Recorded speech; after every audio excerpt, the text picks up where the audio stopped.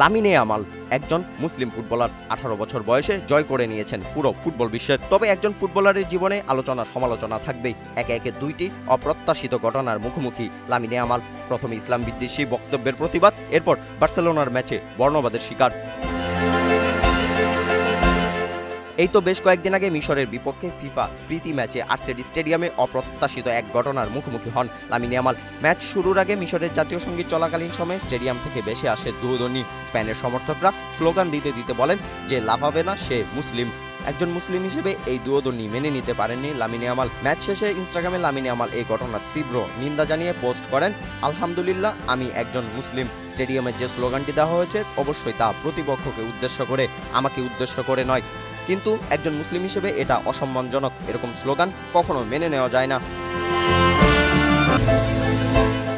আন্তর্জাতিক বিরতির পর নতুন করে আলোচনার কেন্দ্রবিন্দু লামিনে ইয়ামালের বর্ণবাদের শিকার হওয়া এক ভিডিও। আতলেতিকো মাদ্রিদের বিপক্ষে কর্নার কিক নেওয়ার সময় এক সমর্থক লামিনে ইয়ামালকে উদ্দেশ্য করে দেয় বর্ণবাদ স্লোগান, যেখানে রীতিমতো ইয়ামালকে গালিগালাজ করেন সেই আতলেতিকো মাদ্রিদের সমর্থক। তিনি বলেন, লামিনে ইয়ামাল, তুমি দেখতে কুৎসিত, মোটেও কোনো ভদ্রলোক নও, মরক্কোতে ফিরে যাও, সেখানেই চলে যাও।